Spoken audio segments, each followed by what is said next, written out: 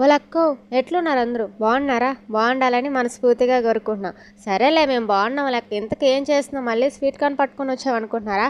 Sweet corn అయితే ఈ రోజైతే ఈ చల్ల చల్లని వాతావరణంలో వేడి వేడి స్వీట్ కార్న్ బోండాలు అయితే మనమైతే తయారు చేసేద్దాం. ఏంటి స్వీట్ కార్న్ బోండాలా? ఏంటక్క నాయన నువ్వు వెరైటీ వెరైటీ కూరలన్నీ చూపించేస్తున్నావు. నిజంగా ఇవి మేము తినచ్చా? నిజంగా బాగుంటాయా? చెప్పక్క అట్లా ఒక్కసారి ట్రై చేసి చూడండి, సూపర్గా ఉంటుంది. ఇంకా మళ్ళీ వదలరు అనుకోండి. సరేలే ఎలా చేస్తావు అది చెప్పు అట్లా. ఫస్ట్ అయితే స్వీట్ కార్న్ అయితే మనమైతే సన్నగా తరుక్కోవాలన్నమాట.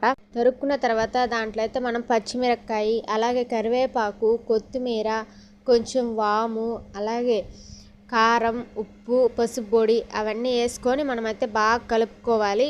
దీంట్లో వాటర్ వేయాల్సినంత అవసరం లేదు, ఎందుకంటే స్వీట్ కార్న్లో మనకు 90% వాటర్ ఉంటుంది కాబట్టి వేయాల్సిన అవసరం లేదక్కో. ఇదైతే బాగా కలుపుకోవాలి. కలుపుకున్నాక మనకి పచ్చనగ పిండి ఉంటుంది కదా, బజ్జీలు వేసే పిండి, ఆ పిండి అయితే కొంచెం కొంచెం వేసుకుంటూ మనకి ఇలా ముద్దలాగా రావాలి.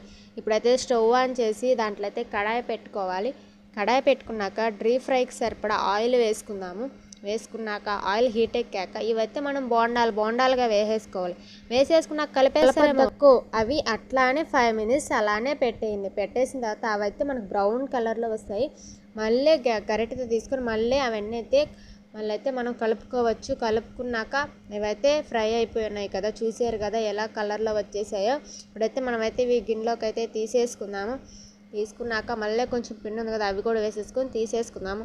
అంతే ఫ్రెండ్స్, మనకి ఎంతో టేస్టీ అయినా ఈ చల్లని వాతావరణంలో వేడి వేడి స్వీట్ కార్న్ బోండాలు అయితే రెడీ అయిపోతాయి. నా వీడియోస్ మీకు నచ్చినట్టయితే సబ్స్క్రైబ్ చేయడం మాత్రం మర్చిపోండి. Okay friends, bye.